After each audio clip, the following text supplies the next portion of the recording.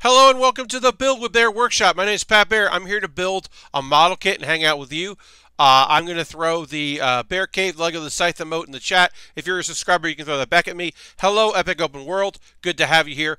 This is the chance for folks to come into the stream before we get to the proper build. You know, we do the old pre-show segment. Lashbrook is here. Hello, Lashbrook. If you're not a subscriber, you can just throw in any old emote, and that'll be fine. Or, you know, just say hey. But yeah, this is the time where we're seeing if people want to come in and chat with us. It is a Saturday night. You know, I don't know if people got plans, if they got stuff going on this evening. They're all out watching Birds of Prey in theaters now, or what's going on. But hopefully a few folks will join us. We have an exciting week of building coming up.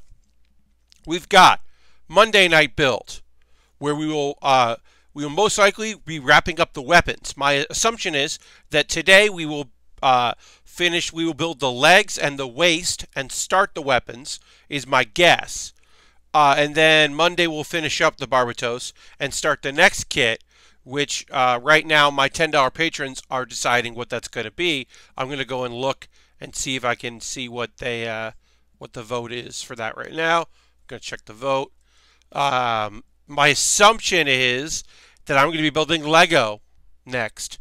And yeah, right now that is leading the poll. The Resistance A-Wing Starfighter Lego set is the thing that I'll be building next, I assume. So I have that coming up. Wednesday, we're doing a special build stream. That's right.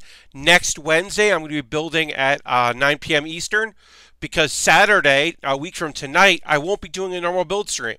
I'll be doing something special. So instead of a bonus game stream, next Wednesday I'm going to build. Next Thursday, in honor of and celebration of, because it's the day before Valentine's Day, I'll be doing a stream, my normal build stream, but we'll pause whatever I'm working on and start and complete, and then maybe even pick back up where we left off. But we'll be building this little bumblebee. It's a Valentine's Day Lego set. It was inexpensive, and I thought it'd be fun to do. Last year, we did the Love Tyrant because it has the word love in it, so that was a fun thing to do. And this year, we're going to do the bee. We did Halloween. We did some special builds, so it's kind of just fun to check that out. And then, of course, on next Saturday, a week from tonight, I'll be doing, it will either be a co-stream or a reaction stream. A watch-along. I have not figured this out yet. Okay, so the anime awards are happening on Saturday. Last year, they optioned for people to be able to co-stream. This year, I think because it's also going to be on YouTube streamed and streamed through their site and on Twitch, they're not doing a co-stream. So I will start it as if they are co-streaming. And if my stream gets shut down because I am watching it live, then I'll just be like, hey, go to this website and watch it along, and I'll just have like the audio going in my ears, and you'll just hear my commentary as it's happening. My hope is that I'll be able to co-stream it, because it was really fun last year and a really good time doing it. So I'm hoping we'll get to do that. But if it doesn't work out that way, then it'll just be a watch along, which is less fun, because you have to have it open in another tab. You have to tap through. People on mobile won't be able to watch it at the same time. That wouldn't be as fun to me anyway. And then also, like I said, then I've got to set it up so that I can quickly have this go to my audio go to my headphones, which I don't normally do. Right now, I don't have any audio going to my headphones. I have it going to speakers because it's just easier. Because if I had audio going to my headphones, when notifications pop up, when like people like resub or donate or follow or host, they would just be a loud noise in my ears, and I don't want that. So right now I only have my mic working here. I'm hoping more people join us tonight. I don't know if they will. We got a good night ahead of us working on our Barbatos. I forgot we also have the backpack, right? The backpack. There is a backpack for this kit, so that's got to get built. There's not much of a backpack. So yeah, we do have stuff left to do on this kit.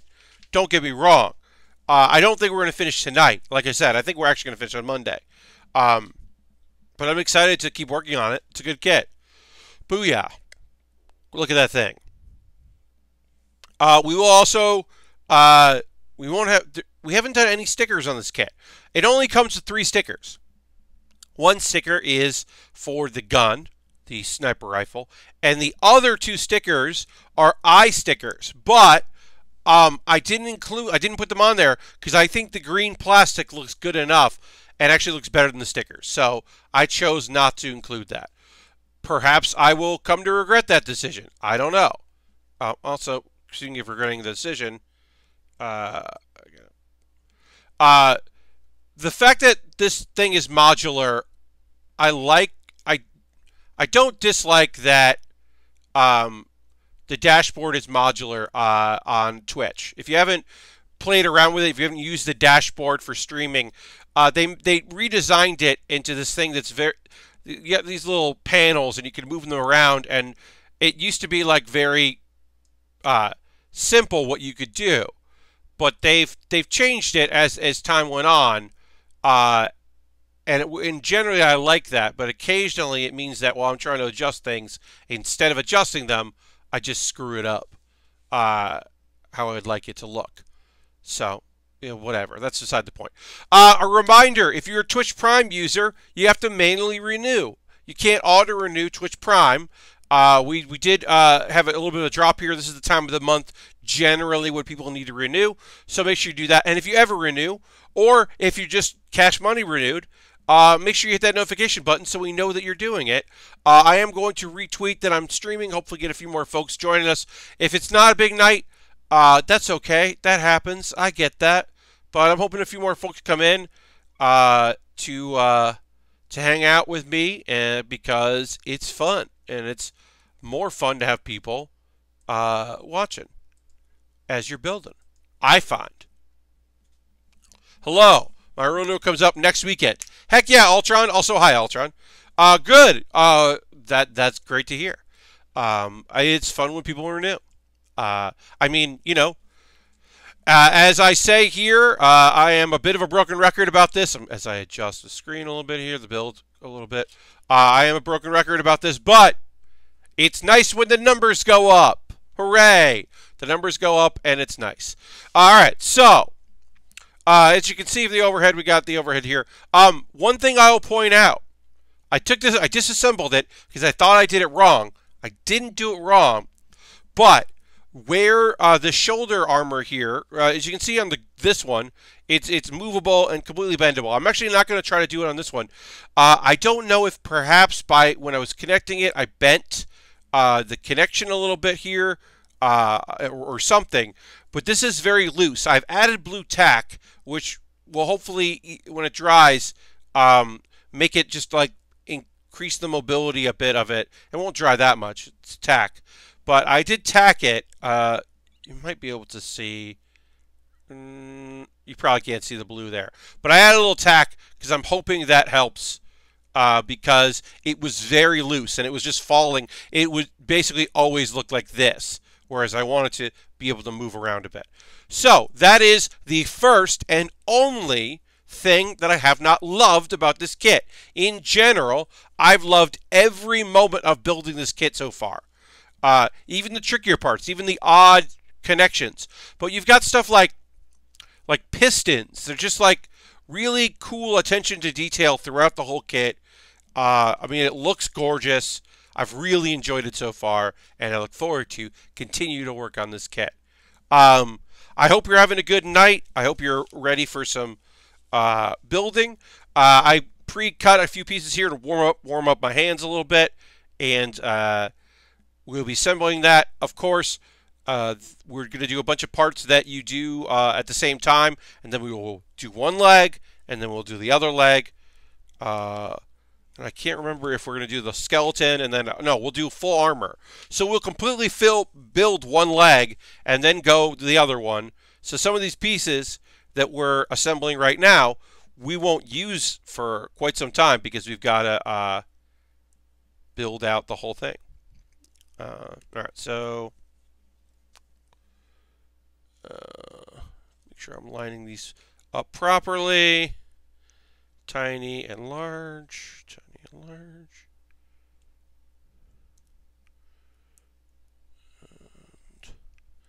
large. This is a really nice looking gold. The thing about this kit is that's frustrating is you won't see this gold. This gold is great looking. It's a great color.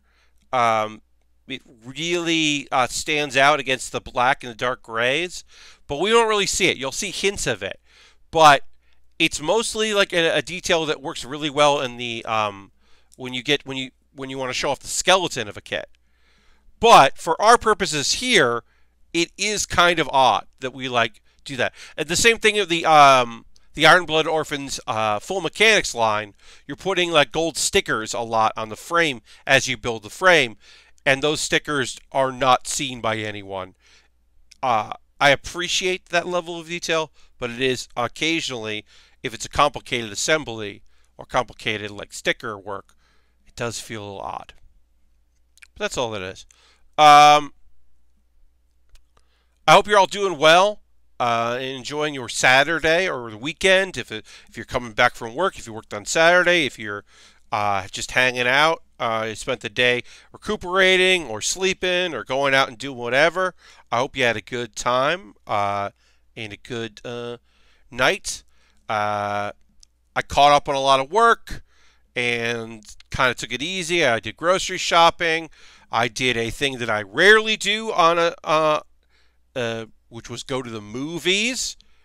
I can't believe that I'm going to go to the movies twice in 2 weeks, but here we are. Was not planning it. This was a fairly last-minute decision. A friend of mine texted me last night while I was out saying, hey, I have an extra ticket tomorrow to see Birds of Prey. Do you want to see it? And I said, what time? Because I wasn't going to cancel my stream tonight in order to go to a movie that I was like interested in seeing, but not like desperate.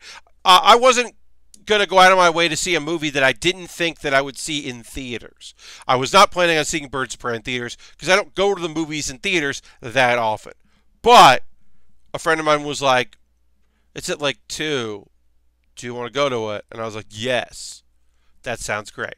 So I saw it. And obviously the movie came out this weekend. I'm not going to get into spoilers when it comes to something like that. But I will say, I had a good time at it. I had a very good time. I think the acting was really fun. I have a soft spot for the Birds of Prey franchise. And while some of these characters are not my Birds of Prey, they're good birds. Good characterization. Some interesting choices, particularly with the Huntress. And I thought it was overall, I thought it was a quality, cool movie, and I'm glad I saw it. I would recommend it. I think that it had like a lot of fun energy, and I thought that it was like a cool cast of characters. And you don't really need, I don't think you need a lot of DC background. You don't have to see like a bunch of other movies in the universe to enjoy it. I think you can go in. I would say that probably, I might go see it on Monday, says Ultron. I would say if the same people that like don't know Deadpool, but had a good time at Deadpool, I wouldn't compare the tone necessarily, but I do think it's the same way, where it's just like, I don't know, people just made a good fun movie with characters that have been done before. And as I said, while it's not maybe my particular Birds of Prey or my favorite Birds of Prey, I still thought it was cool. Epic Open World says, so I don't mean to be a bummer, but there was a report this week that with the CBS Viacom merger, CBS is looking to sell CNET, and speculation for what that means for other CBS tech and video game websites. Well, Epic Open World, don't be a bummer, because look, are there websites that very much get it right when it comes to these kinds of reports? Sure. So I don't know what report was out there. I don't know who said it, but that's not Media companies wanting to sell properties is not surprising at all to me. Like, there's no job, no media job is secure, no technology job is secure, no job in any of these internet is secure. So I don't know. That's basically it. Like, I think CNET is a good brand, and I think it would be foolish for them to drop it, but I don't know. I'm not going to speculate about that based on a report. You know what I mean? So, especially since it was CNET. So who knows? I do not know what to tell you.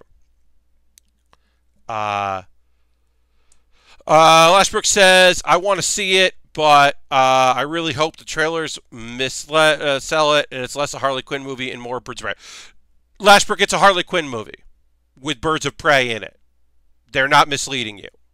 If you don't like Harley Quinn, if you don't like Margot Robbie's portrayal of Harley Quinn, then you won't like the movie. She is a bright spot in a dismal, very terrible cinematic universe, in that I find her Harley Quinn refreshing. And this, at the very least, they solved the one thing about Harley Quinn that I did not love in her interpretation, which was maybe this movie will quell the amount of Daddy's Little Girl or shirts that I've been seeing at Comic-Con, because I find that distasteful.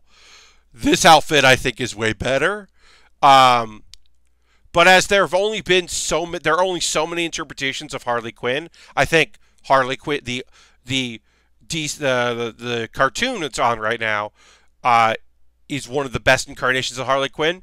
That and her run as a anti-hero solo book that basically became a team book with Ivy, which the cartoon is based on loosely, is the best interpretation of her. It is a Margot Robbie movie because that was the only part of Suicide Squad people liked. I mean, yeah, but Epic Open World in a lot of instances, yes. It's not a Deadshot movie. Well, even though I do think that Deadshot isn't really a character. Deadshot is a character that I've never identified with, even in Suicide Squad, even in the other books that he's been in. I've never been a huge Deadshot fan. He definitely should not have been the lead of that movie. I know that in the comics, in some instances, he is the lead. But yeah. But yeah, no. I mean, if you want nothing to do with Harley Quinn, then the Birds of Prey movie is not going to give you what you want.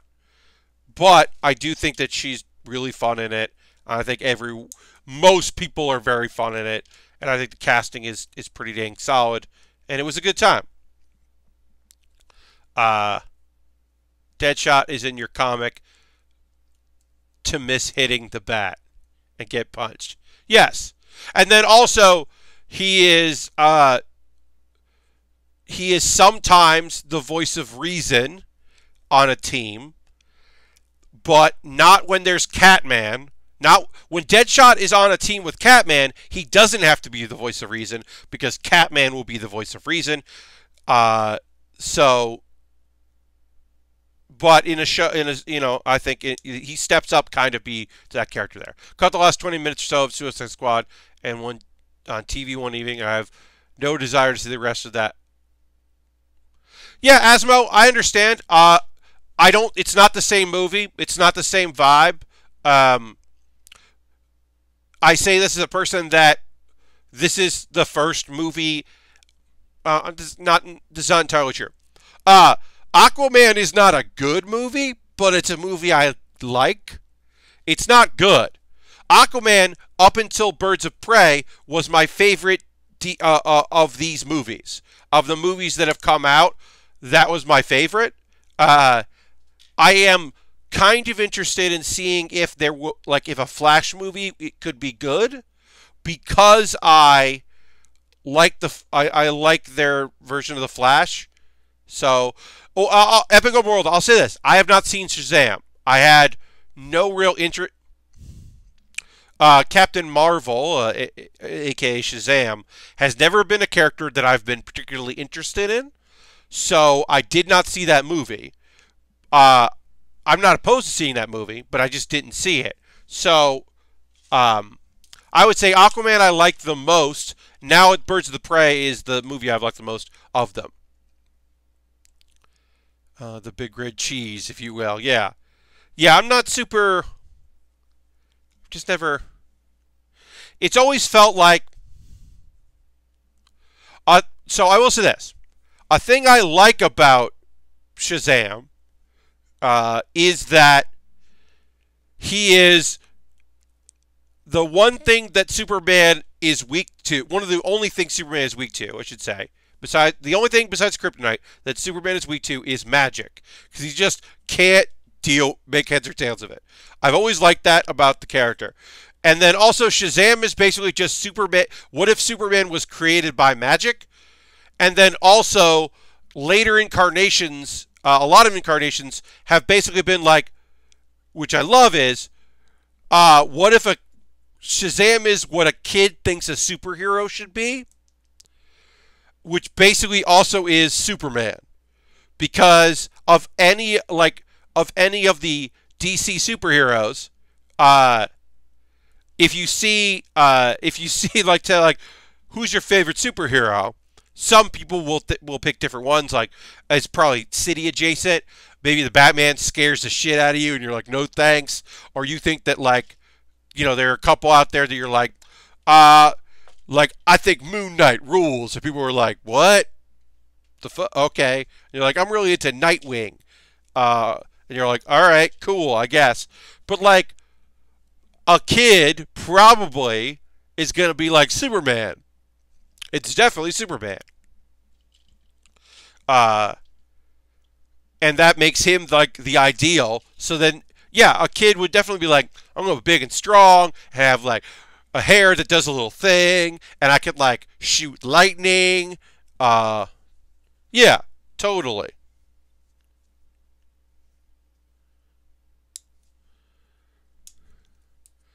I think it's a very fun aesthetic. But yeah, I have not seen that movie. I was a Booster Gold kid. Well, yeah. I mean, Ultron. I'm not saying that obviously not every kid likes the same superheroes. I mean, there are plenty of folks that are that were Batman kids, and I'm sure that there are Batman kids in the DC universe. There are kids who are really into Flash, who love Wonder Woman. There's definitely some kid out there who feels like a weirdo and really identifies with Martian Manhunter, who sees themselves in the last Martian on Earth, living on Earth, and definitely thinks that's a rad superhero. Or Red Tornado seems pretty cool, and then you find out that Red Tornado is a robot, and you're and some people are like, that's even better. Why is that character a robot? That guy's a robot? What are you talking about? Or you're just I like Mr. Terrific. He's a weird scientist, and for some reason, he has a big T on his face. I think that guy rules. And people are like, Mr. Terrific? All right. I guess. Or, yeah, Marvel Universe. Yeah, in the world of Marvel, imagine, it's of course there are going to be kids that, there's some kid out there that loves, Spider-Man, and, but, there are other kids out there that are, real big into the X-Men. Yeah, I mean, I'm sure. There's all different kinds of characters out there, and people, gravitate to their favorites, right? Makes sense. I didn't like Spider-Man for a very long time. I think the cartoon helped a lot of me getting interested in the character. But as a very young kid, I was mostly into DC characters. Was a boring Batman kid. until I realize he's a fascist. Yeah, it's I like to think that Batman is like a capitalist that knows that like wants to be a libertarian, but also knows that like he's not really a libertarian. Uh, there's like I think the Rogues Gallery, Batman's Rogues Gallery, is the most interesting. Uh, I've always said this like there's something very fun like uh, the most interesting Rogues Gallery, the most enjoyable Rogues Gallery to me. Like Spider-Man is a bunch of characters who individually probably would kill Spider-Man, and he's very lucky that he has survived as long as he has, because he has just like a Rogues Gallery of people who are like gonna defeat him. And the Flash has one character that is the deadliest thing ever, which is a guy who is faster than he is, and that's it. Every other character in his Rogues Gallery is just the lamest shit. He's got like a freezing guy with a worse name than Mr. Freeze. Already a terrible name because that man is a doctor. Why does he call himself Mr. Freeze when he is a doctor? Why is he not Dr. Freeze? Already terrible name. But the worst name is Captain Cold. Captain Cold sucks as a name. And then it's like, I have the Joker or the Riddler. Who do you have? I have, what's the guy's name? Trickster. I have the Trickster. Captain Cold. Mirror Master. The other guy. TV, yes, Lashbrook. Legends of Tomorrow has done a lot for Captain Cold as a character. I am not disagreeing with you.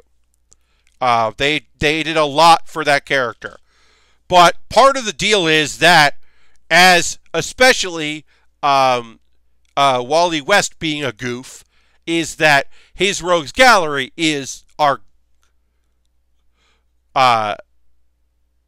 Rogues Gallery are like basically nonsense, and then also occasionally speedsters. And the speedsters are really there to just be like, oh yeah, well, if this isn't going to work out great, like every once in a while, you got to fight a guy who's fast as you. Gorilla Grodd is cool. I mean, Gorilla Grodd is interesting, depending on the genesis of it. I prefer the idea that it is. I prefer Gorilla Grodd's origin story of it's an evolutionary sidestep, and they live in secrecy because of that, instead of some of the tellings, which is that it's an experiment gone wrong, and then that experiment decided that he was going to try to replicate it and make other intelligent gorillas like himself, and then they founded a city. I'm less interested in that, and I'm more interested in the evolutionary sidestep that is now confronted by the world changing around them, and their basic premise is that they're like, well, there are a lot of humans, and it would be best if we just stayed out of their way and did our own thing. I appreciate that. Let's see. I'm trying to think about other like villains in the Flash. I mean, also Zoom is a shitty name. Zoom is just a shitty name. The Anti-Flash is a bad name. There's a ton of bad names in that universe. Just a ton of very poor names. Speaking of Joker, I still can't believe he's in the MK. He's in MK. He's more fun to play in MK than Injustice. Oh, that's good. That's also epic open world. I'm not a fighting game person in any stretch. As you may remember, I highly ranked Dragon Ball Fighters That was a game I very much enjoyed playing, but that is, I have not played a new fighting game since then. It's just not my thing. Uh, and of course, obviously, no disrespect to anyone that if that is your thing, it's just not my thing. Um, but I'm glad that Joker's fun to play. Uh, yeah, I've been following the Evo news as much as as much as anybody else. Really, I don't know the deal with the games they picked and why MK isn't there. I was wondering if maybe it was because they're doing their own tournament and they just didn't want to do it, or they just didn't have a lot of signups. Um, word got out. There were only so many people were signing up for it, and then it didn't look like it was going to work out. I'm not sure. But yeah, those that might not know, Evo listed their main stage competition games, and Marvel vs. Capcom, oh no, Marvel vs. Capcom 2 is going to be on the side table for the anniversary. They want to keep Sonic Fox down. I mean, at the very least, Sonic Fox will be able to focus on Dragon Ball. Because he'll play multiple games, but he'll be able to focus on Dragon Ball. But yeah, I don't know. I don't know. It could be that they're doing their own cup and whatever. It could be like the conspiracy theories are out there that it's Capcom because they're doing a bunch of Capcom stuff. The Capcom was like, don't do that, which seems like not a good reason. I'm sure there is a reason. But the thing is that it's probably a really boring one.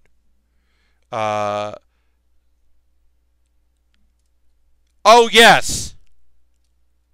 The Turtle, slowest man alive. Avatar of the Still Force.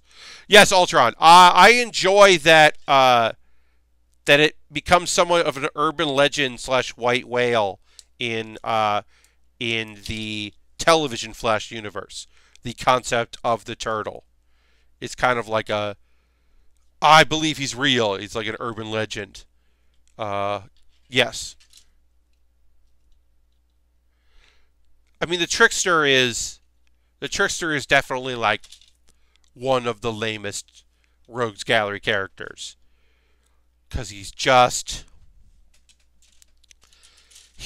a lame Joker Riddler construct. So much so that the fact that in the Justice League animated, Justice League Unlimited, Mark Hamill does the voice, and it's great.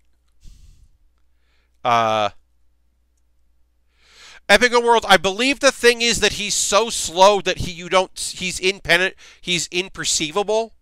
Like, he's slower than, like, the Flash is fast, but we're never really sure that as audience members how much trail normal people can see. A lot of people can see the Flash's trail and the colors because it actually becomes identifying. What color you have actually helps identify you. They're different Speed Force members. So it's possible, but he moves so slow that he is not, like, noticeable. Is basically his thing. So you can't, like, perceive what he's doing. I mean, I fully believe that it was a joke that went wrong. But I don't know. Okay. Here. It was like, yeah, that's always been like my impression is they were just like, this will be funny. What if you fought the turtle? And people were like, well, I guess I'll write that. And I was like, oh no, don't actually write it. Don't waste your time on it. Oh no, someone wrote this. Now it's a thing. Okay, so it's going to go like that. We're now putting another of these. I really do enjoy these pistons that we put in here. It adds this whole idea of motion to this kit, of it being like a real working piece of equipment, which I enjoy a lot. Some versions has the turtle able to sap the speed of others. Oh, okay. But he's also methodical in his planning. Well, yeah. He makes considerations. He thinks things through. Um, I've liked the Arrowverse, as people call uh, the DC shows. I've always been like kind of interested in them, uh, but I've never watched like I've watched a lot of clips of them and like paid attention. I had friends who were very much into Arrow. Um, so yeah, it is an interesting thing to like. A thing that happened is they acknowledged that Batman exists, apparently in the Crisis on Infinite Earths, because Batwoman is a thing, and they meet a Bruce Wayne in an alternate Earth Bruce Wayne. So they like acknowledge that like Batman, because the thing that's always been interesting in all these shows was, you can't be Batman. That was like a thing. So Smallville, the two things of Smallville was he can't, he doesn't wear the suit, and there's no Batman. There might be a thing about flying, which is why he floats sometimes, but there were like rules for Smallville, right? So they introduced Green Arrow to kind of fill in the Batman role of the non-powered superhero in Smallville, and it kind of continued on in these all these other series. Like there was Supergirl, and then eventually there's like a Superman, and the fact that he also like looks like a dude from another timeline. They played around with the timeline stuff in interesting ways. The big tease at the finale of Arrow, because Arrow is done, and there might be a like Daughters of Arrow show or whatever that might be coming out. But they teased it. A dude that didn't have any powers, that was just like the friend. Most like a green thing fell. So I guess he's going to be the Green Lantern. Because that's the thing. This universe has not had a Green Lantern. But other universes might have, because it's the multiverse. They combined all the universes. Superman is just straight up there in Supergirl. Why can't Batman be? I think it was like the last holdout. Was like the last holdout of the different properties and who has what. It might also have something to do with Gotham being a TV show. Might have had something to do with that. I don't know for sure. But they eventually had a Bruce Wayne. He was not Batman. They talked about him being Batman because they were like, well, we didn't find Batman. They're like, no, but we have Batwoman. So that's kind of what they ended up doing, which I think was interesting. But yeah, I don't know all the rules and all the things, but eventually they weren't going to have a Superman. Yeah. If he robbed a bank, would it take a week to do? I don't know. Epic Open World, I have no idea. I assume he just lives outside of the time, like regular time, and it doesn't matter for him because he's used to it. I don't remember exactly what's going on with Turtle.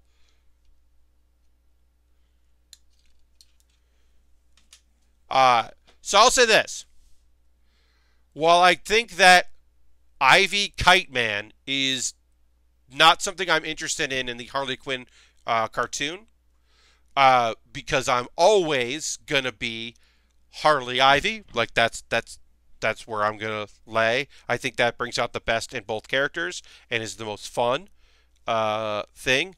While I'm always into that, I am into the idea of more people knowing about Kite Man, because I think that Kite Man kind of rules as a character.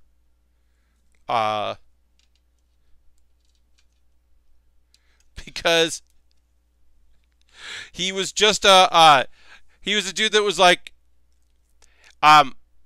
you rarely get this as a supervillain origin story, right? Rarely do henchmen become bosses. Harley Quinn is the most successful hench person to transition into a boss role. It is statistically unlikely to tell those stories. Generally, you just you do your thing. It's more likely that if you have any extending abilities or talents, you might end up becoming a mercenary and then getting hired.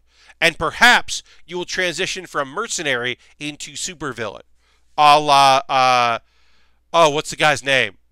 It's this guy with a skull mask, but he copies people's moves. I can't remember his name, but he made the transition from I'm a mercenary to I'm a guy. Taskmaster, yes. Taskmaster transitioned from I am just a mercenary into I am a supervillain, but also a trainer of henchmen. He made the transition, but generally you don't see that transition take place. Instead, you end up with like just people who do the bidding of whatever, and they're nameless and whatever. Well, Kite Man was doing that for money, just trying to feed his family, do his thing, and then like some shit went down, and then because his kid loved kites, and that was how they like connected. He became Kite Man for revenge, and then like made a bunch of kites, but also is not good at it. He's not good at being a supervillain. Should have stuck to being a henchman. And then like gets involved in like a war between various factions and ends up like maybe helping Batman. It's this whole thing. It's nonsense. In the Harley Quinn, outside of being a dude that is dating Poison Ivy, he is so low level as a supervillain that he's not really a supervillain. He's basically just like an upper tier henchman. But the thing is that like you can't really be, and he's gonna learn this. You can't really be a henchman if you have a gimmick that's really strong. Like, I think he's going to learn that. Oops, this is the wrong piece. I pulled this off. This is the wrong piece of leg. You can't really be, like, successful. Like, it's rare to have generally, it is rare to have a complimentary head of your henchman. Harley Quinn is a rarity. More likely, you're just going to have a bunch of goons. And that's going to be that. Unless you have, like, a kid or a brother or sister or something like that. Then maybe it'll be a family affair, and that'll work. But, yeah, it's more likely than not you're just going to have... you're not going to have that. In the current continuity, Harley and Ivy are together. I believe in the comics they are dating. I'm not... the New 52, I have not been paying that much attention to. They killed off some books I really liked, and then the books I liked in the New 52 didn't do well at all, and so those stopped. So I kind of haven't paid attention. In the current Harley, which is the DC app, there's an animated Harley Quinn, which is an adult show. It is a comedy, bumbling thing of her starting her own crew. It features Ron Funches as the voice of King Shark, so you can understand why I say it's very good and bad, and I recommend it.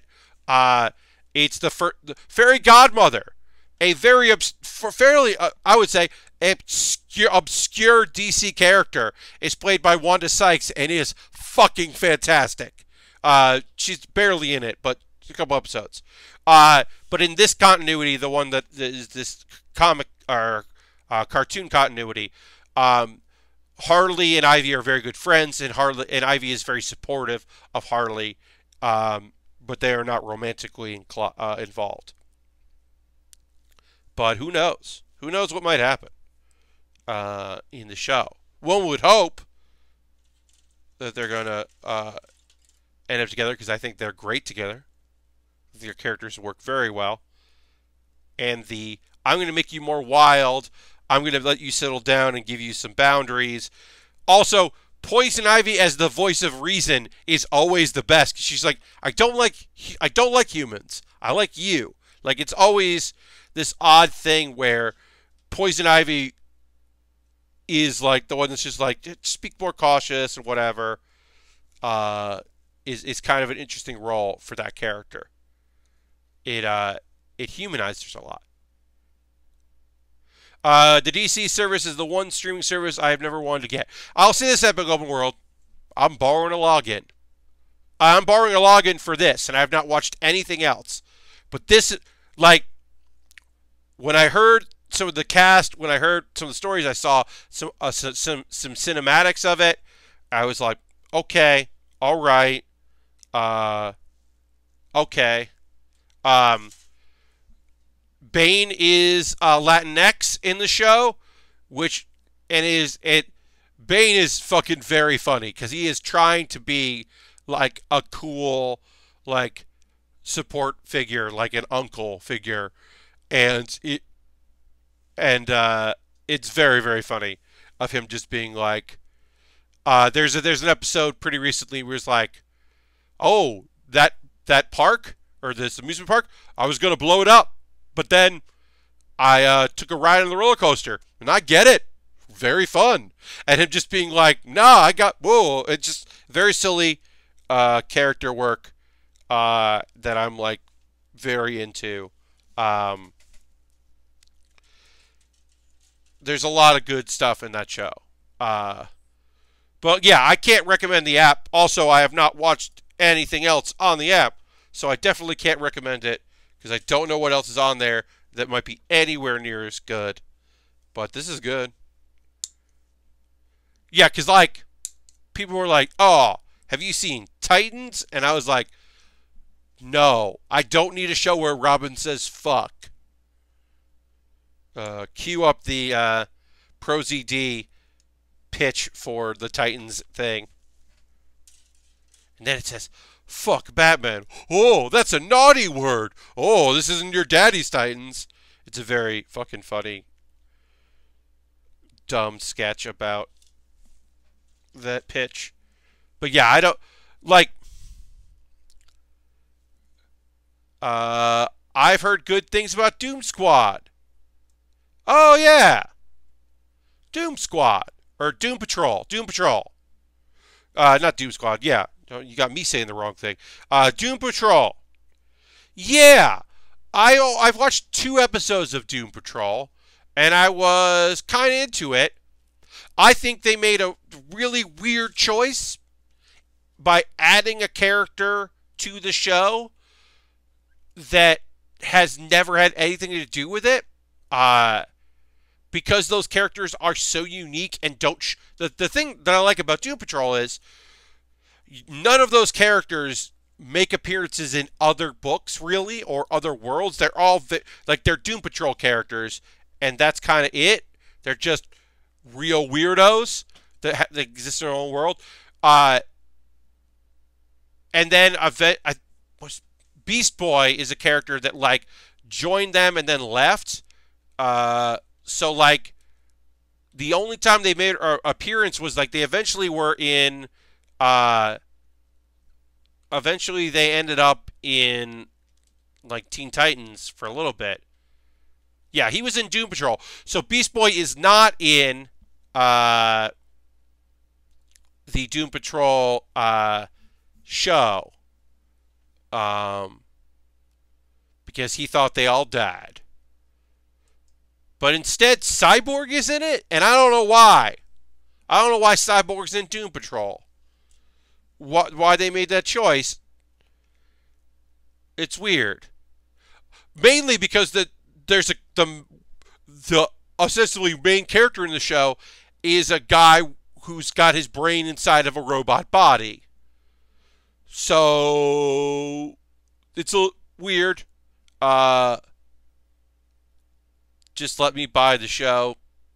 I think these streaming services are a certain amount of time.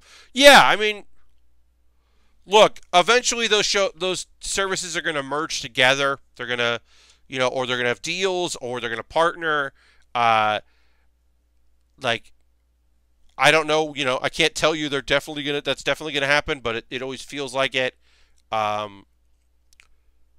Because the numbers sometimes, maybe they add up enough and it doesn't matter and it's just about like getting eyes on it, but it feels like that at a certain point you're just not going to get enough eyes on it, and so maybe you need to like do something, but I don't know.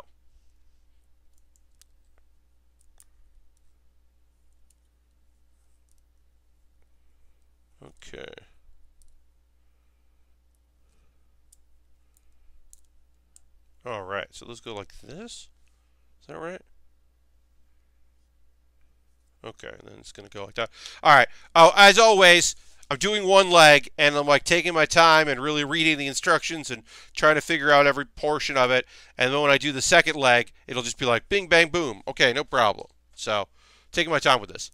Uh, yeah, I mean, I was bummed when Sony bought Funimation because it led to the end of the Sony or the Funimation Crunchyroll deal, and I like lost some shows that I wanted to watch. But it meant that I got Hulu, which was helpful for other things. Um, but yeah, it definitely was like, oh, well, I kind of want to watch some of these things. It was nice when I had both. When there were some shows that were on, the shared library. That was kind of neat. Oh well. All right, so this is going to go, this has to go in. Then how does this work?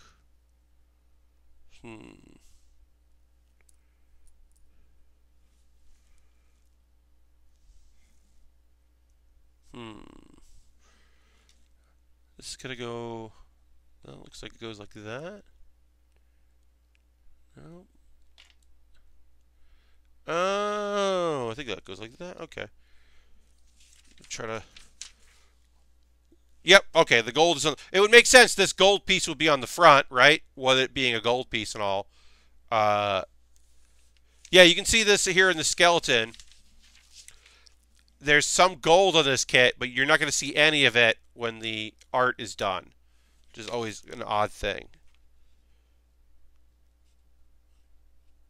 The mace, the sword, and the gun. But yeah, all right. I'm starting to understand how this goes together. In our cyber future, it'll be Amazon, Google, and Disney. Yeah, I mean, who knows? As these corporations start to merge, it's interesting to kind of follow along and see where things end up. And I don't know for sure where things are going to end up, where things are going to go, how it's all going to play out, and all that. Wait, just got to go like this. Then this goes like, this goes in here, then forward.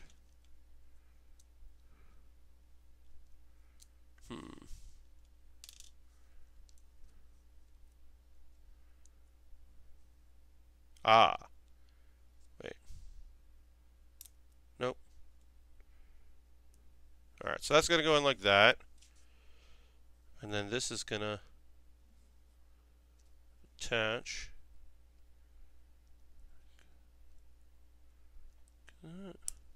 Okay.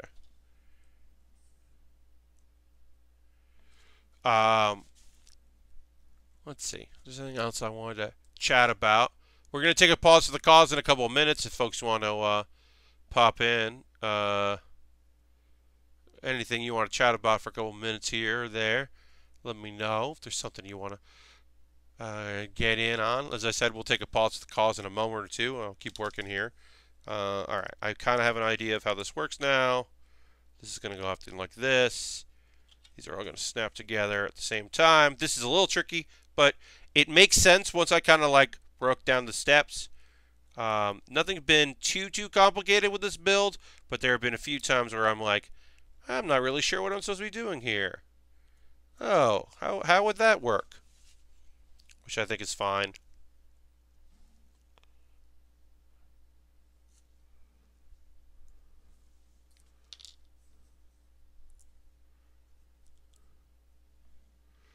Another subject, I just bought the first 2 seasons of Castlevania, so I could same day shipping on USB cable. Nice. Makes sense. Sometimes that just works out. You're like, oh, this is how I'm going to do. That's how I'm going to justify this purchase. This is what I'm going to do. Yeah. I've definitely like justified a sale or a purchase of something because I'm like, well, I need this anyway. I might as well buy it from here and do it this way.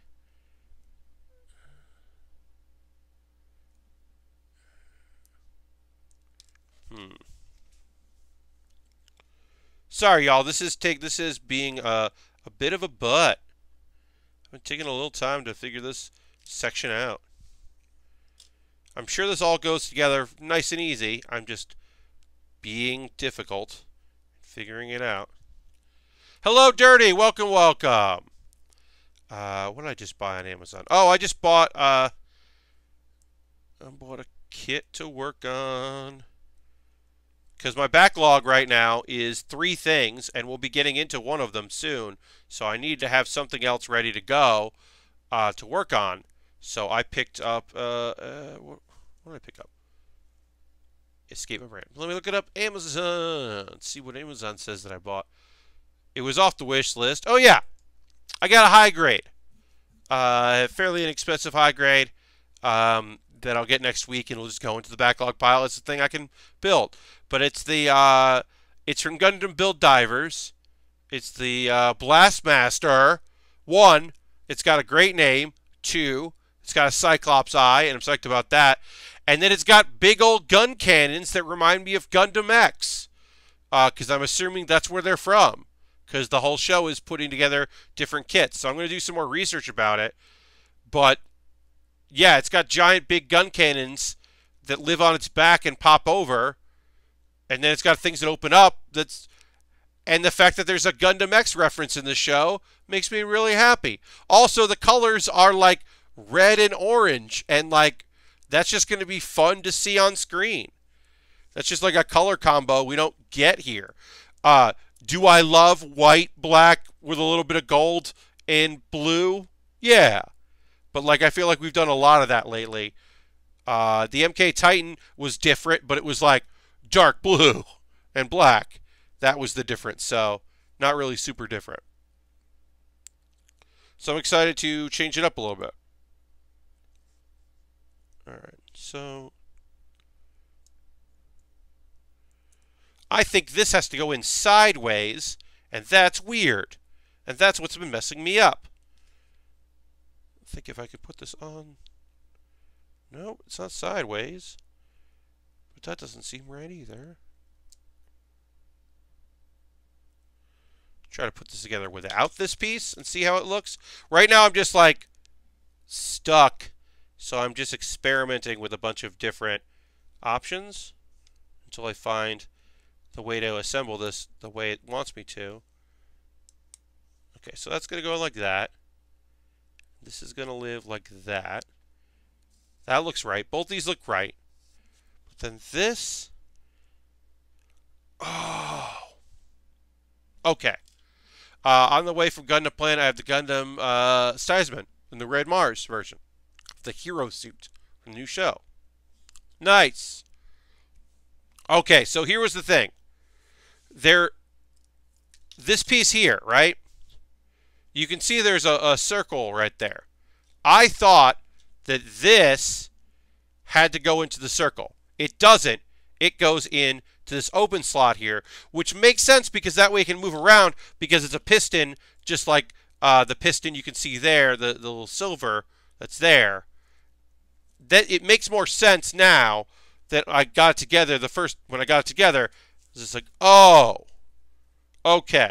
So now I know how it needs to go, and I can do it, and that's way better now. Then I'm like, oh. So this goes like this, and then this goes in here, and this goes into the opening. But the circle spot is just where I thought it would go, because it looked like it would make sense. And yeah, then it just slides in real easy. Brr. When I get my tax return. No, it is just fancy silver color Ultron. There's no metal pieces here. These are just silver plastic like everything else. They do look really nice, but they are not metallic. Everything is plastic. But they are really nice shiny chrome pieces, so they do stand out, which I like. All right, then I need B6, so we'll give B6 there. They do look nice. Yeah. When I get my tax return, I'm planning on getting the G40. Oh, the G40. Yes, get the Barbatos Master Grade, Lashbrook. This kit rules. I'm so psyched about it. But yeah, I don't have like a big like I have stuff on my wish list, and you can always see that. I know that I have a ship coming soon, and I'm excited about building that ship because I think people will. It's a really sharp looking kit, and so I'm excited to put that together. But I don't have like. This was the big thing that I was like. I don't know. I'm trying to say this right. Uh, It'll be my first master grade. Hell yeah, Lastbrook. I would say as master grades go, like this one is, it does have some interesting, unique pieces to it. So just take your time with it. This is not the easiest master grade I've ever built. The real reason why it's weird is because, like all full mechanics or all Iron Blood, I should say all Iron Blood Orphans kits, the chest is weird. Like look at it. Like it's just weird. It's got this animalistic demon hunched over thing going here. It's unusual. If you look at any photos of the Barbatos, and you know this maybe from other kits, but especially the full mechanics line, they're just weird shaped and weird. Like they've got like they're not just boxy. They're not boxy at all. So as a master grade, it's made it kind of interesting. This is one of my favorite master grades I've done in a while, but I would say this is not the easiest master grade I've ever done. This was that's what I just said before. This is the kit that I was like, oh, I'm so thankful that people are buying things off my wish list, and I can't wait to build these things. And oh, someone bought that one with all the weapons, and oh, Jen bought this. This is so nice of her. Of course, I was thinking all that, but I was also thinking in the back of my head, I need to build that Barbatos that I bought at Christmas. What if I could just build the Barbatos that I want to build? People are so generous and so nice, but I want to build this Barbatos. It's just been waiting in my backlog for too long. And now it's here, and I can build it. These pieces are going in weird. But yeah, I would say Lashbrook, take your time with it. Don't feel like you have to be like, I need to get this amount done today, or this was a waste of my time. Like, take it easy with your building. Take your time with it, because this is not your normal master grade leg. Obviously, it's complex when you go. If you've done real grades, I would say a lot of real grades are similar to this, and the amount of detail you're getting. But yeah, this is certainly an unusual kit comparatively. I don't think I was. M grade is the only grade I haven't built. Hell yeah. I think I was never super nervous with like the Quanta master grade, or like last year we did the Blitz master grade, and I was never like, oh no, what do I do here? Cue the tape where I'm like, I can't figure this part out, but I don't think so. But this kit, like, yeah, there were some times where I'm like, it reminds me of a real grade, because there are just times where I'm like, I don't know, I've never done this one before. Like even when I do the other leg here, right? This leg is taking me a little time. Of course, we're going to take a pause for the cause, but I want to finish the leg because we're almost done, and we'll start doing armor. When I do the other leg, I'm still going to be like, what did I not do right here? What did I do the last time? All right, so then we got to put this into here and snap this on here. And lock that in. Great. And now we get a little bit of you can see that there when like the leg moves, the piston moves as well. And then there's a piston here that moves when that moves. And it looks pretty great. Howie Stark is now following. Thank you for the follow, Howie. Let me hit the old silly soundboard here. Welcome, welcome.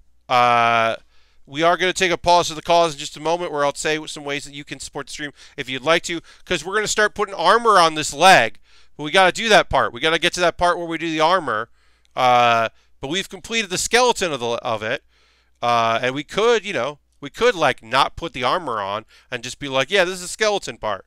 But like, nah, we got to put in. Especially we'd have to do the leg anyway, because it's not going to stand up that well without the leg armor. I mean, it does. as I do right there. But yeah, this is the part of the show, for those that are new, where I talk about ways you can support the stream if you'd like to. As always, I want to make it clear, you are under no obligation to do any of these things, to subscribe, to join me on Patreon, to buy stuff off my wish list. You are under no obligation to do any of those things. If you want to, if you'd like to, if you can, I would really appreciate it. But you're under no obligation. First and foremost, if you're a subscriber, let's throw the Bear Cave the leg of the scythe emote in the chat. Throw those things, let the people know. Bits and coins always appreciated. Right now, we've got the top of the bit leaderboard is Harold. Bits and coins always appreciated. But also, gift subs. Right now, if you renew your subscription or you gift a sub, people can get emotes. You're automatically generating like a gift emote that some people are getting, which is kind of fun. But yeah, subscribing is probably the easiest way. Either use your Twitch Prime coin because you link your Amazon Prime with Twitch, or if you just want to use Cash Money. My sub goal would be to hit. I would like to hit 2 new subscribers or 2 returning subscribers after a break. That would be great if we could do that. Let's get back up to 30 subscribers. That would be nice. We're sub 30, and I would love to get back to 30. But that's, there are other ways to support the channel if that's a way you'd like to do it. Again, you are under no obligation to do any of this. This is just all for whatever. You could donate. Donations, various means, which I'll put here in the chat, and they'll be in the show description on YouTube, I should say. Donating is a way to support the stream. Money I get through Patreon, which I'll put in there through all of the various ways that I do that from this, Twitch, all those ways of getting some monies together. I buy kits with that. I had a gift card for the Barbatos, but didn't pay for all of it, so then I dipped into my Patreon money to buy the Barbatos a couple months ago, because I thought this would be a fantastic kit to build on stream, and it totally is. So that's been nice. Patreon is a great way to support the stream. You get videos a day early. Tomorrow, I'll be putting up my next Pat Bear's Anime Club video. So if you want to watch that, if you want to see that a day early, where I talk about Valentine's Day themed anime episodes, you could watch that on Sunday if you're a $5 or $10 patron. That is a way to support there. I have a wish list on Amazon. You could buy something off that wish list. PAX East is coming. Support Pat at PAX if you're going. Yes!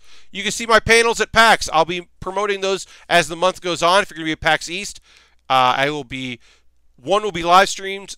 Another that I'm producing will be filmed. Of course, I'll also put an archive of the live stream up. But yeah, you can buy something on my wish list. It's a great way to support the channel. I got that Pikachu there. The Pokepla, I guess they called it.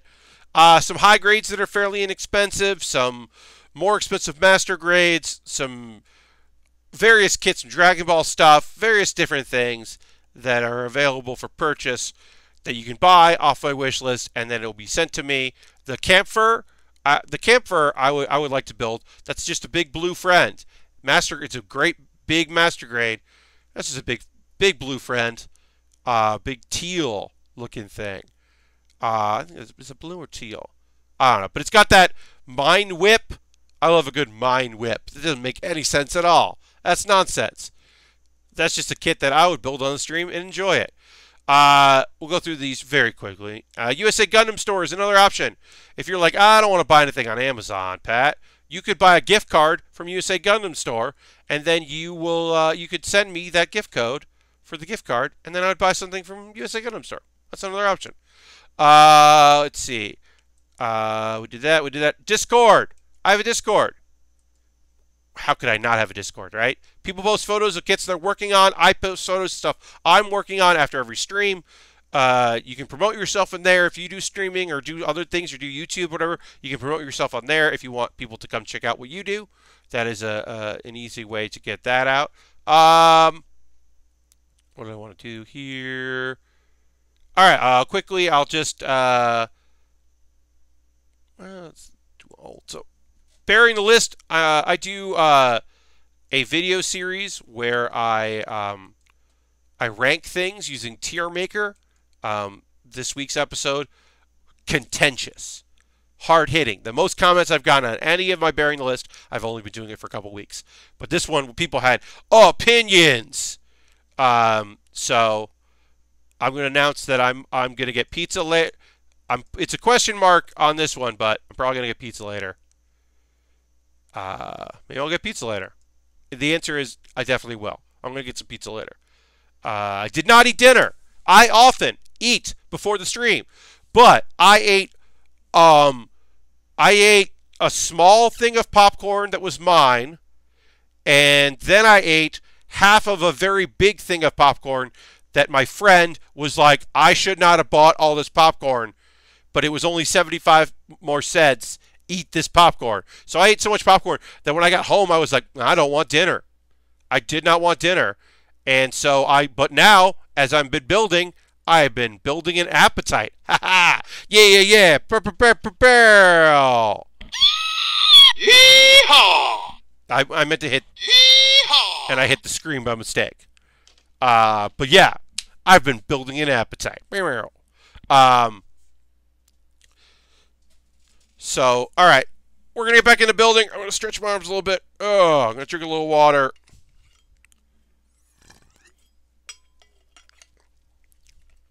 Avoid these parts when attaching. Ooh. That's some text. That's some helpful text. All right. That's annoying. Why do I got to build all that? Did they want me to... Yeah, okay. So, all right. So, it's time to talk about anime and to get back to working on armor on our leg. First and foremost, so we built the feet at the same time because they're identical. We built this hip part connector because they're identical. We're also going to start building some armor at the same time because that armor is identical. But that's annoying because we've only built one leg. So I would have preferred to work on the second leg, gotten to this point, and then built the armor together. But that's not what they're doing. So instead, I'm just going to have a pile of parts over here for the later leg, and that's fine. We're just going to do it as they do. I could jump ahead. I'm not going to do that because I want to get this fully done. So we'll do that instead. I put all the pizza place websites on my Firewalls blacklist this month. Going to try to go pizza free. All right. Pizza free February, dirty. You know what? I like it. I like that you are going to stick with it by putting in the firewalls to take a temptation out of there. I always said this. It's tough walking around in New York City because every block is a pizza place. Like some areas, no. But if you walk down Broadway for 10 blocks, you will have passed 10 pizza places at least. So, like, it's a rough city for that. Some places are easier than others, obviously, in the world. But yeah, I like the idea of being like, you know what? I'm going to try. Good for you. I'm going to eat pizza tonight because I'm hungry and I want pizza. So I'm going to do it. All right. So we got 4 anime shows to talk about today. It's Saturday Anime Talk is weird because my Friday shows, like, there's only one show I watch on Friday, and then I watch 3 things on Saturday to be able to talk about them. So yesterday's episode of Science Fell in Love, so I tried to prove it, was another 2-parter, and I will say that one half of this episode was fun, and the other half was weird and felt like they made an episode out of the parts of an episode that would show up like at the end of a manga collection. Like, it just felt like a weird runner, but they all put them together. I'll explain it. Anyway, Science Fell in Love, if you haven't seen it, I like it. It is a romantic comedy. It's about a college club that is researching love academically because it's a science club. And they do the ritual of drinking parties. Like, okay, this is a thing that you will have in clubs in college where folks go out and drink together.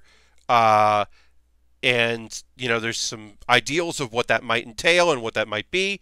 And there's some fun stuff about this club, because this club is full of weirdos. Because even our Kanada, our main girl, who is joined the club and is interested in science, but certainly isn't to the level of everyone else, and also is kind of our normal character, but has some weirdness about her, is reflecting on like, oh, it's kind of interesting that everyone drinks here and does together. But goes over the different things.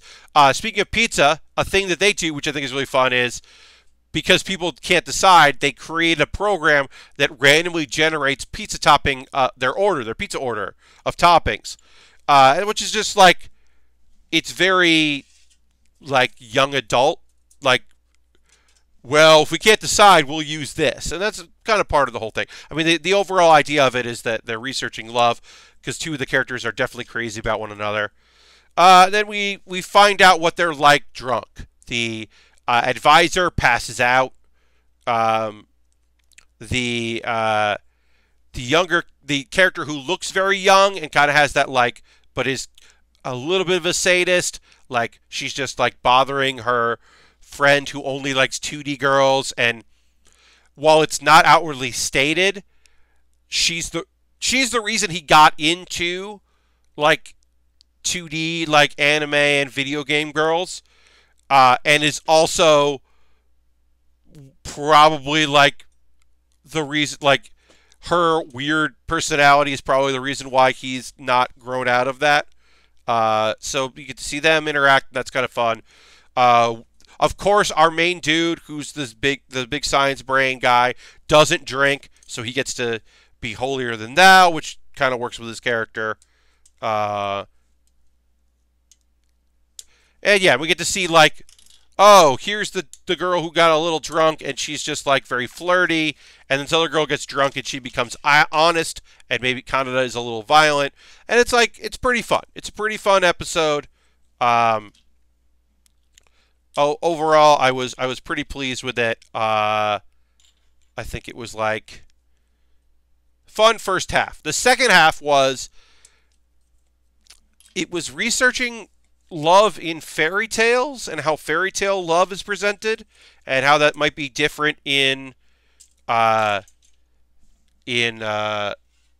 reality, which is a weird it was just a way to retell old fables, some Japanese, some European fables, to tell those with the characters and a science bent, and it was like fine. It just felt, like I said, this is the part that felt like, oh, this is like, we need to fill some pages. Let's do this.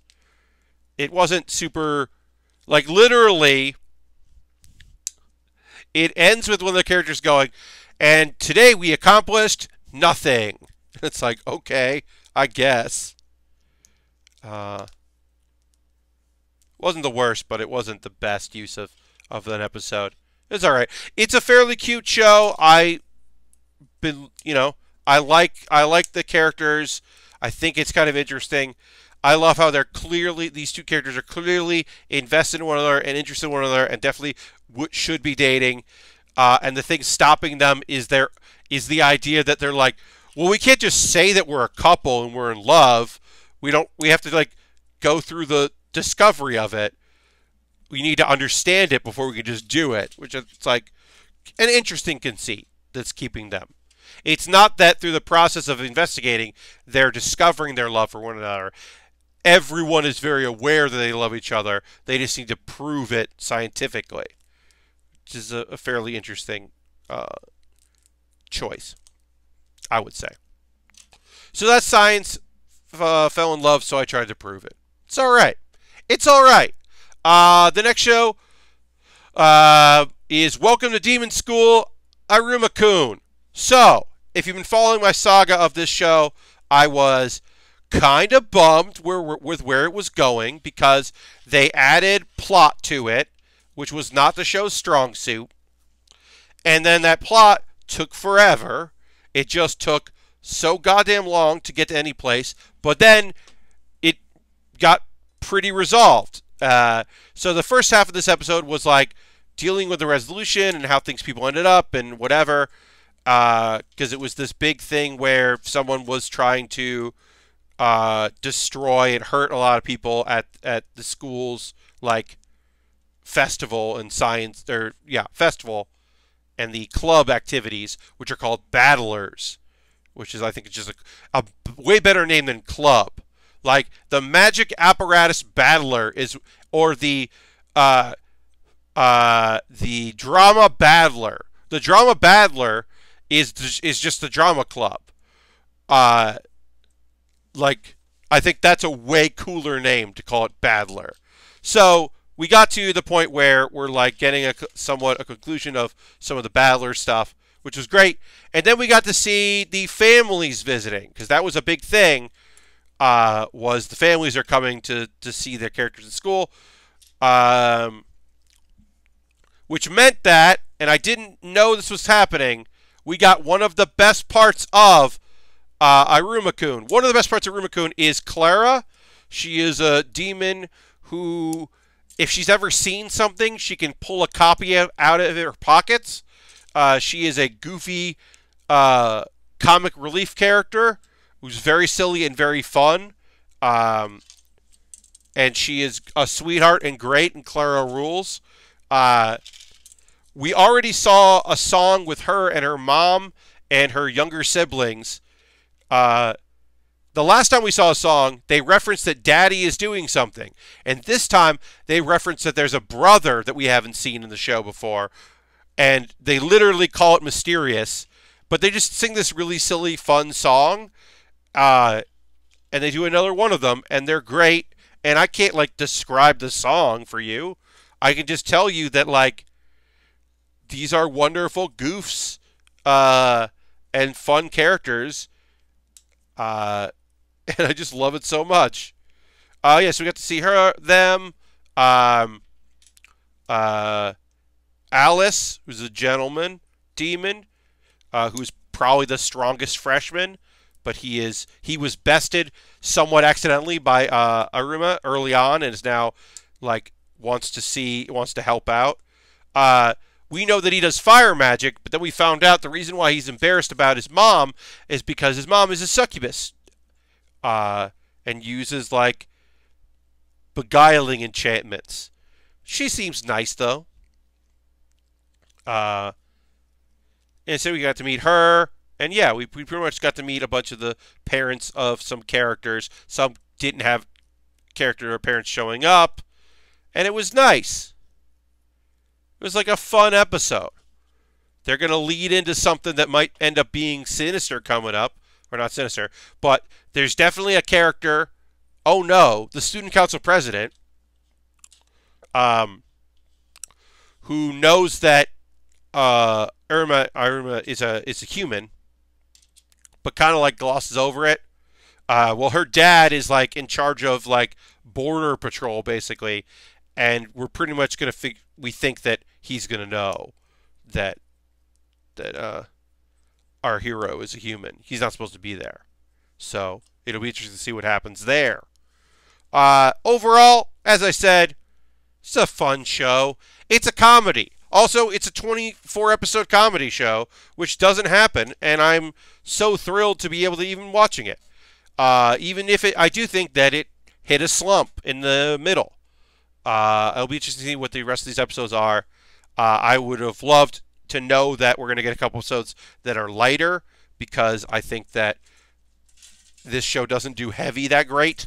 So, but that doesn't seem to be the case. It seems like we're going to have more plot as we go along. But yeah. Oh, one thing that was very funny is, so in that show that I want to mention is, there's a moment where like the guy who's been causing all these troubles, all of the teachers who are skilled, trainers at magic, they're all like busting down the door and like revealing their abilities. Like, oh, I've got my like energy arrow, and I've got my like demon three-headed dragon thing, and I've got this and I've got that, and we're all ready to go, and I've got my plant powers. One of them is a seductress succubus character, and her like thing is that she just like magic happens and she's just wearing a more revealing outfit, and they didn't need to do that joke, but it's a really good joke of just like, yeah, my battle pose, sexy, and it's just like, no, you don't have to do that. Okay, I guess you can. It's all right. It was just a good, goofy touch. They do handle. Look, they could be handling the seduction stuff so much worse than they do, and I'm so pleased that they don't. They aren't like really creepy about it. It's so nice to be able to say that. That they're like, yeah, there's like, they're demons that use their seductive wiles. Like the joke they make there is Clara, who has no sex appeal, tries to like learn that arts. So it's kind of a running gag of her being interested in it. But she only wants to learn it because Iruma, who's her friend, is ignoring her to like do other stuff. So she's like, oh, I want to learn these things to like, not to like end up with him, but to like get his attention. Just kind of pure in a fun way. Anyway, I talked a lot about Welcome to Demon School. It's fun. Also, surprisingly fun was My Hero Academia. The previews of this one made me go, like, they want you to think that this episode about My Hero Academia is about Ayoma? Belly Button Laser Man. This episode, they really want you to think that Belly Button Laser Boy is, like, evil or is, like, gotten even weirder. Because he's, like, really keeps to himself. He's, like... I like that his superhero uniform is very chivalrous and knight-looking. It's very flashy. I like that because, like, I think a lot of characters are way too plain. So I do think that is cool. Yeah, it's the second half of the episode. They gotta get back into school stuff, and it's really just focusing on like, yeah, it's like a weird moment. So it turns out okay. He's like being creepy and weird because he's a weirdo, but mostly it's because he's noticed that, or he believes anyway, in his observations, is that Deku, his body isn't built well for his quirk, which is true. The mass powers of All for One, One for All, not All for One. All for One is the bad guy. One for All. The powers of One for All are rough on his body. He's having trouble handling it. So it's kind of interesting to have a character be like, oh, I recognize that because Belly Button Laser Boy has to have like, not only does his belt focus his laser abilities, it also keeps it from leaking out because that's just a thing that happens. Is that, from birth, and the doctors told him like, hey, just so you know, your body is poorly attuned to your quirk. Which is in the case of like some people as well, like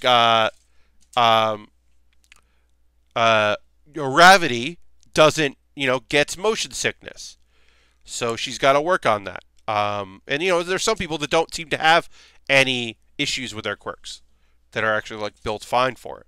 But yeah, I thought that was interesting to kind of see that, and it's just like, oh, and then we kind of became closer friends, and it was like, oh.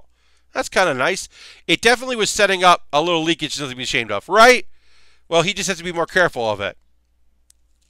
It's mostly just that,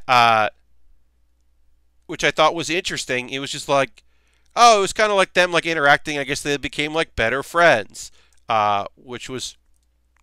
But also, the Ayoma like sneaking onto his balcony and leaving cheese that says and like doing these things. That was him trying to help because he was like, you seem really down. And I love surprises. Surprises are my favorite thing. So I wanted to surprise you.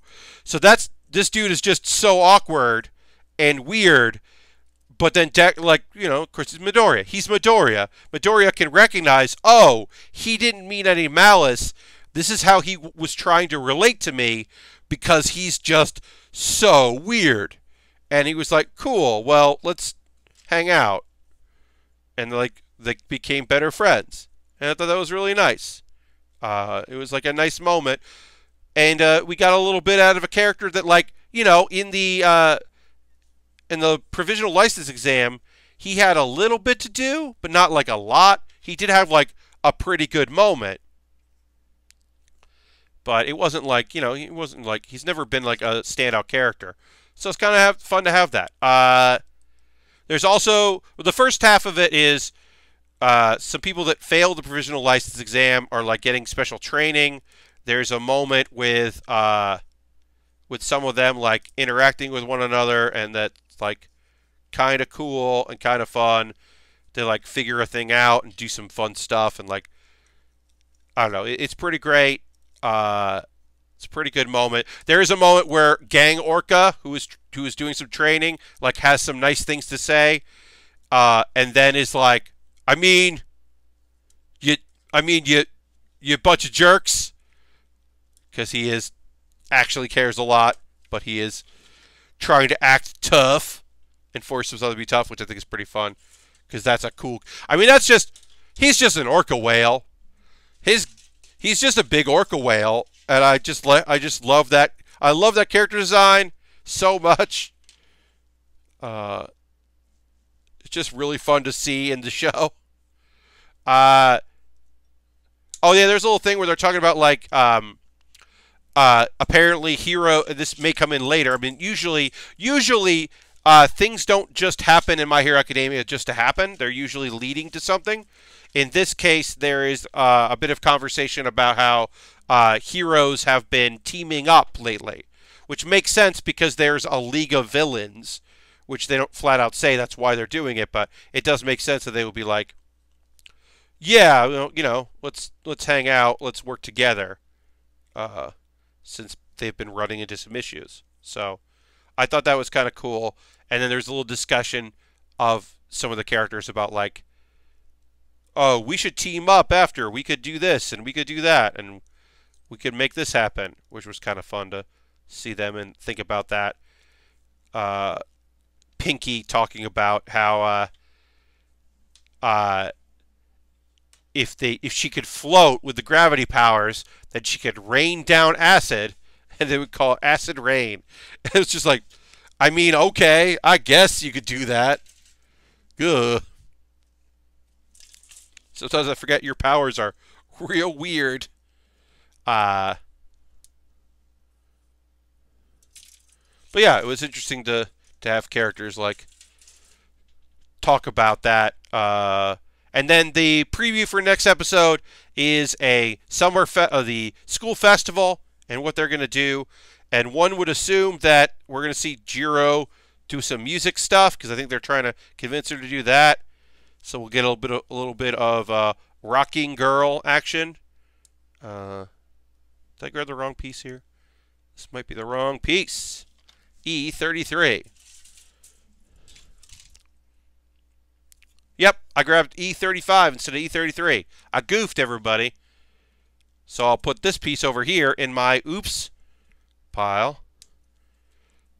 When I'm just building for fun, which, I don't really do much these days because of the streams, yeah, I don't get a lot of, like, snipped pieces by mistake, but that also makes sense since I'm, like, not doing other things while I do it. I usually just have something on in the background. So that makes sense that I am sometimes distracted. So yeah, My Hero, they're hinting that like, oh, they're going to do this thing and they're going to do that, and then like, oh, also there's a villain. Which I'm glad they're like, hey, there's also going to be a villain. Because why not? All right, right leg is done. We've completely completed, as I was just trying to say, that, and now we can start working on the other leg. We've already done one, so this could go smoother this time around. Who knows, though? And the last show I want to talk about is Inspector. So we start with some action. For those that haven't been following along, Inspector is a show about a world where monsters and yokai and ghosts and all that stuff, that's all real.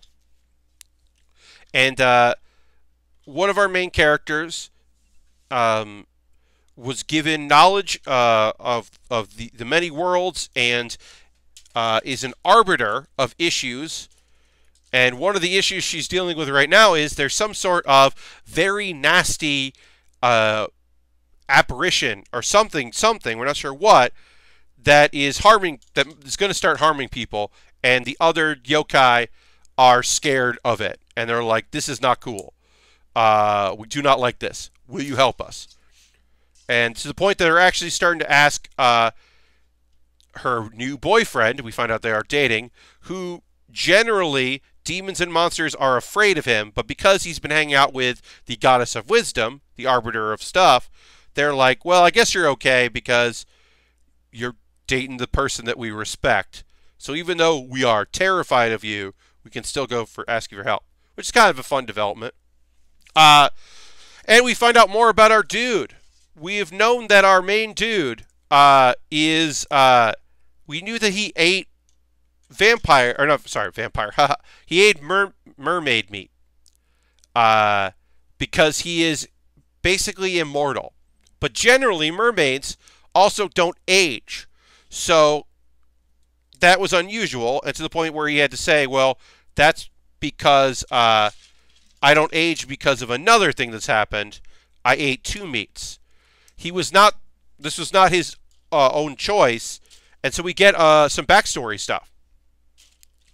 He also ate Kuda meat, and that was one of the reasons was Kuda was what he was supposed to be eating, because Kuda is this mythological creature that has like the head of a human and the body of a cow, and it is a creature that can make premonitions, but often dies after making them. And occasionally there are good premonitions, but often they are of tragedies, and they're always accurate. So somebody years and years ago, this guy's ancestor was like, well, we should eat this meat, and like we'll eat it, and then someone will be able to see the future if you eat it. And that doesn't work out. And then eventually someone gets thought of, well, what if you mixed it with mermaid or merman meat, because they are immortal. And so generations later, this dude's grandma feeds it to all the kids in the extended big family. And he survives. And he is, ostensibly, as far as we know, the only one to survive. Now, we've mentioned a cousin before. We haven't met the cousin, but she's been mentioned in the show. So we do know that we don't know if she ate the meat as well, but he's the only one of the ones that did that survived. And so he basically is like, and we see in a flashback that she's alive, but we don't know if she consumed it or not. So he ages, but he can rejuvenate and heal himself, and he also has premonitions of possible futures, and then he doesn't die if he makes those premonitions. But also, yeah, he doesn't have eternal youth like mermaids would because of the other meat he ate. He's just like an odd thing, and there's probably also, which they don't get into at this point, but this is my assumption, is there's something else weird about him, which made it possible for him to eat these meats. But really, because he ate these meats, demons and monsters, especially like not powerful ones, are so fucking frightened of this dude, because to them he's just a weird like abomination and a weird amalgamation of a bunch of different like monster parts. And also he can see and communicate with ghosts and stuff like that. But now they're like, yeah, like I said, some of them are just like, hey, we like your lady friend, so we'll like you. Anyway, they're dealing with this like apparition that is perceived to be a vengeful spirit, but just seems to be pretty lifeless. And so then we go into the investigation about what it could be. And that's where this show shines in a way that I was not expecting, is how much of it is a deduction story. Because I knew that going into it, like, oh, Spectre, like, oh, okay, I get it. Like, it's like inspecting and like dealing with, but I thought a lot of it was going to be action. We did get some action in here. We did get some real fucking gore, because our dude got his head caved in, and then healed himself. And there's a lot of blood, and an ear gets ripped off, and then like reforms, and like there's some stuff that I'm like, ooh, this is a little fucked up. This is a little fucked up.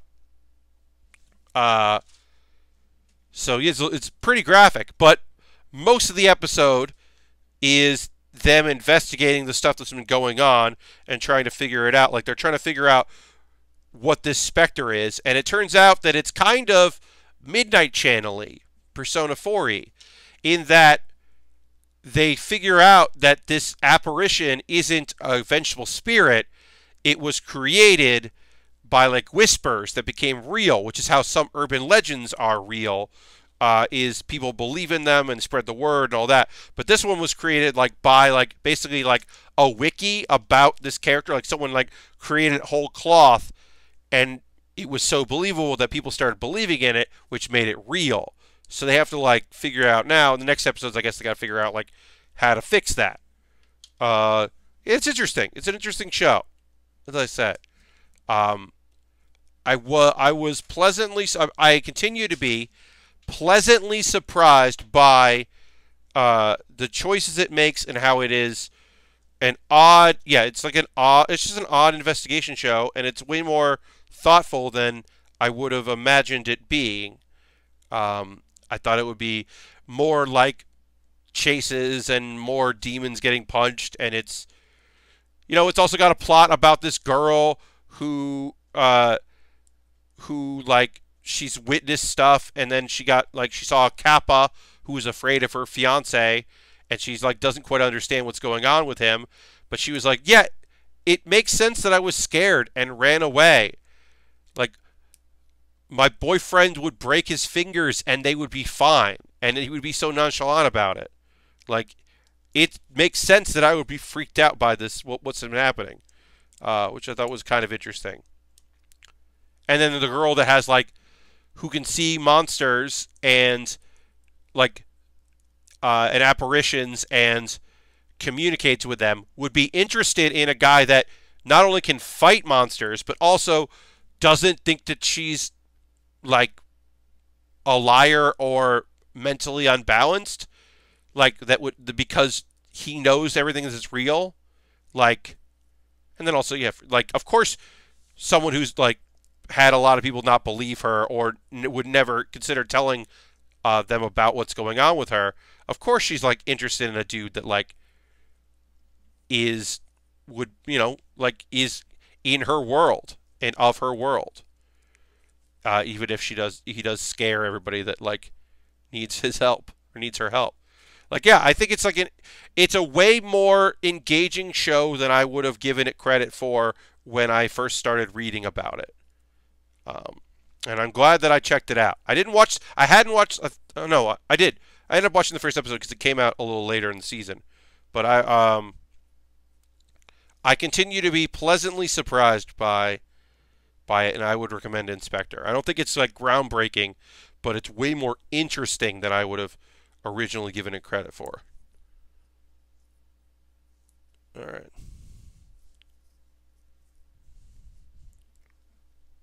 Okay, this is I'm going to try to fix this. I'm going to get my tools out. There should not be a gap in here, and there's a gap in our pieces, and I'm going to try to wedge these open and redo it, because I don't like that gap. We're so early on in this leg that there. The only other anime news, obviously, I got the anime awards coming up, so I'm interested in seeing what wins for that next week. Paranoia Agent is on Funimation. If you have Funimation, I would recommend that. I mean, I have not seen it in a long time, but that is a quality show, so I would recommend checking that out. And there was, speaking of shows on Funimation, there is a show that used to be on Funimation that just got pulled, and I believe is only available now. Anime Labs decided to keep it, but Funimation got rid of it, and one of the TV networks that broadcast in Japan got rid of it. I forget the name of it, but the premise is, I watched the first episode, I forgot how weird Paranoia It's very weird. I forget the name of it. You have to look it up. But the basic, it's a ecchi thing. It is about dudes who are trying to find. They're visiting different brothel red light districts of different fantasy characters and creatures to see who's the hottest, like, type of character. I was not interested in watching it, and but Funimation basically, like, I don't know why. I don't know. I was very surprised that it got picked up at all, because I was like, this just seems like it's not like an ecchi, like, there's, you know, I dropped a piece, so now I'm looking for it as I talk, so forgive me as I try to find this piece that I dropped as I'm talking about this raunchy anime. I think it, yeah.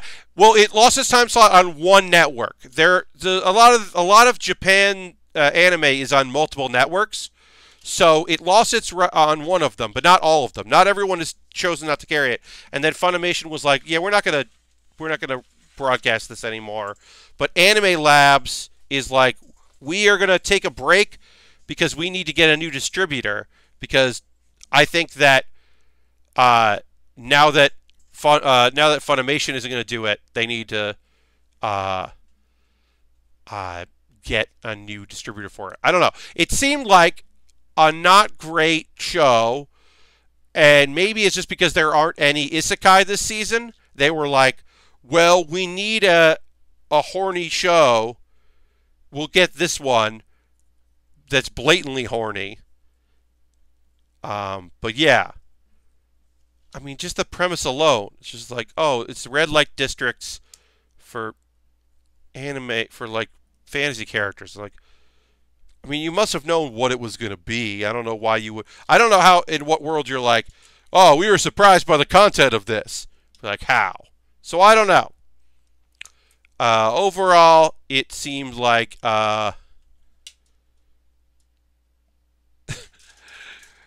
like, look, I'll say this.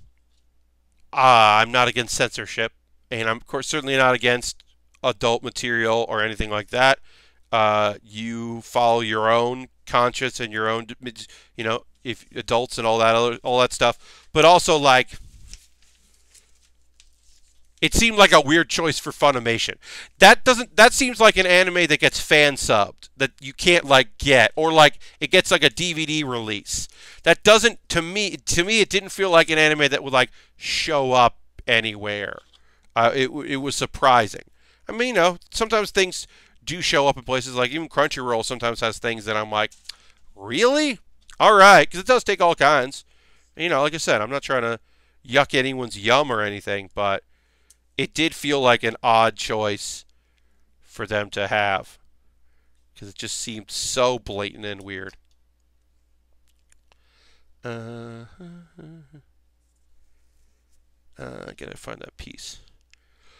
All right, we are going to wrap up there, because I did drop a piece that I have to find is somewhere on the floor, and I do need it to continue building this kit. We do have a bunch of pieces left to put together on this particular build, but I'm going to wrap up there. Thanks so much for everybody who watched the stream. My next stream is Monday at 9 p.m. Eastern Time. We will continue the Barbatos, so please tune in for that if you would like to, of course. And we will continue. Thank you all so much for hanging out. I hope you have a great night. I'm going to run an ad. You don't have to watch it, but you can. And you're going to watch the... Okay. Enjoy that, Dirty. Enjoy your in-game concert. But yeah, thanks for watching. No ad tonight to close out. I'm just going to close off the stream, and I'll see you next time on the next Build with Baer workshop. Bye-bye. Goodbye, goodbye, goodbye.